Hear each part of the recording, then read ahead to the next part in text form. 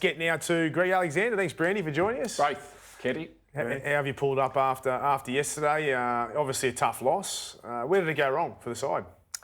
I think it went wrong at the ruck. Like if you had to break the game down, I just thought we lost the ruck too many times. That had us play on the back foot. Then we lacked a bit of energy when kick chase, pressure on the kicker, our defence when we had them down coming off their own try line wasn't as sharp as what it should have been. But I think it all revolved around us just not winning the ruck. They played the ball a lot quicker than us. We were slow. Therefore, the backs were, we were trying to push the ball to the edges off the back of slow play the ball. So players were standing still, catching.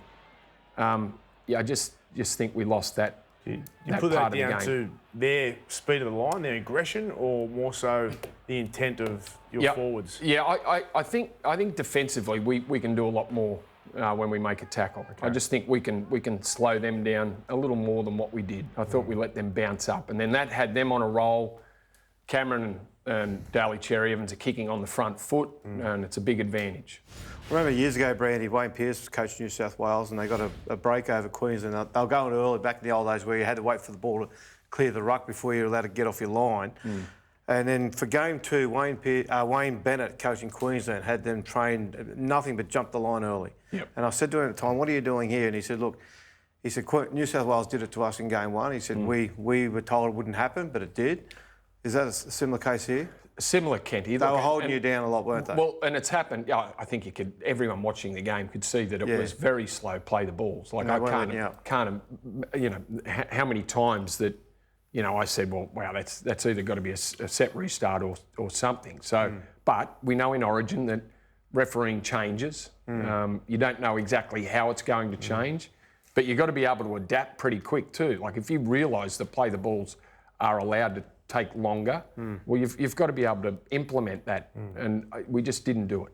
Yeah, they took Nathan out of the game pretty well. That was off the back of obviously slow play the balls, not winning the ruck, but a lot of pressure on his kicking game as well. A lot of pressure on his kicking game. Yeah, that's right. So they were out of market very quick, and that was obvious a plan to pressure the kickers. Now, that's been a plan of ours too, and over the years, being able to get pressure on Daly Cherry Evans and when you're kicking on the back foot, your kicks don't go as far. They don't go exactly where you want them to, and then all of a sudden, the team brings it back and they're on the attack quicker than what you'd like. There were a lot of big moments, a couple of controversial ones. How did you see the Tupou pass to Tedesco? How did you see the Ponga pass? How did you see the Parlo at the scrum? I mean, everyone's got their opinions on these big moments in the game that possibly could have cost New South Wales. How did you see those moments? There's always those moments, isn't there, in an Origin game that is only separated by a try. I couldn't see the Daniel Tupou catch and pass. I thought was great, and I thought the fact that Ponga pushed him backwards as he let go of the ball made the pass seem like it was forward. Ashley Klein was pretty close to the mark, so like he was just inside there. If we see 20 of those let go through the year, and we see some of them pulled up. That one was pulled up. The Ponga pass out to Selwyn Cobbo that hit the ground. Whether that went forward or not, Braith, I don't know. That was hard to tell, but Cobbo made something out of it.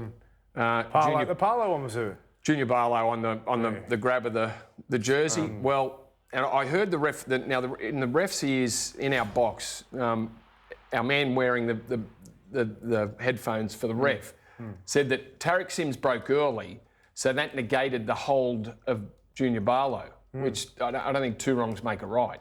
If Tarek broke early, we'll penalise Tarek. But Cameron Murray did approach the referee behind the play of the ball, though, and he seemed disinterested in it, really. Yeah, but they're those 50-50 calls that, you either get some days or you don't. Take us into your conversations with Freddie after the game. When you got back to your hotel, you sat down and you started to just unwind and absorb what had happened. Where did your heads go? Freddie and I, we left each other about 1 o'clock this morning, and we had players around us too. There's that much invested in a week, and Braith, in a camp. The bonding that the players do, and the emotion through the week. And so last night at the hotel was dead flat. Like, we had to remind the players that there's 2 games to go. Yeah. Pick yourself up. We've had a chat today about things, things that we thought we might, all those things that I've discussed now. And they're things that can be fixed pretty quickly. They're not, I don't think they're issues with the players that we picked. I think they're issues with what we did through the 80 minutes. So does that mean you've also discussed changes, selection changes for game 2? We've spoke about players that we think we might need, and of course Latrell, he probably won't play a game before the side's picked. Will you pick him?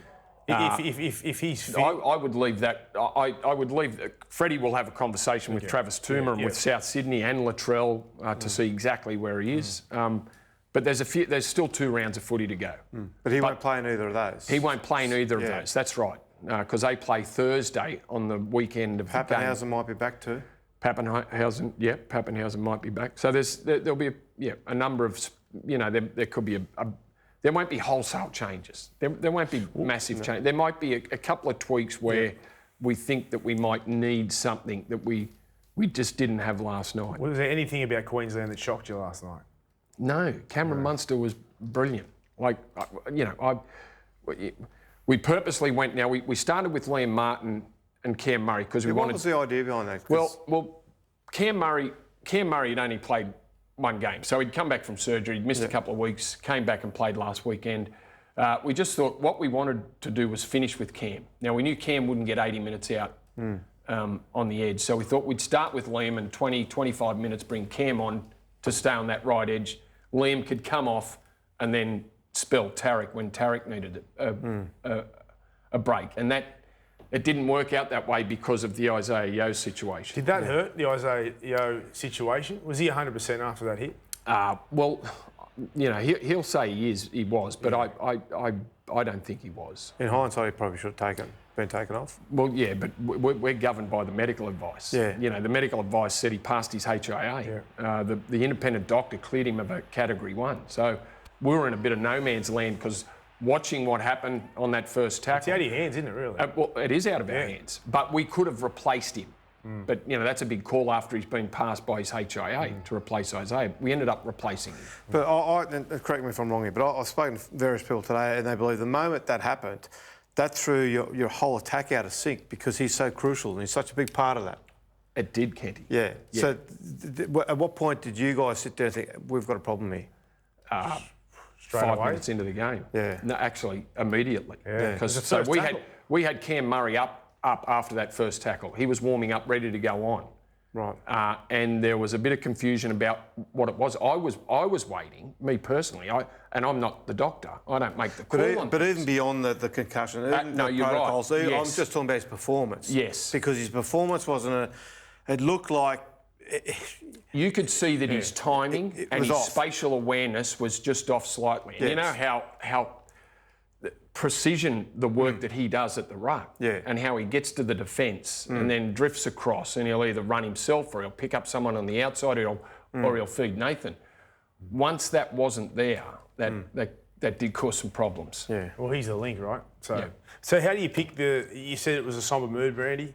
Still got 2 more games. You only were a metre short of levelling the scores. How do you pick the side and the squad back up and win in Perth? I could see the disappointment on the boys' faces. They know what needs to be done. And most of them have been in this position before where they've lost game 1 and they know what is required in game 2.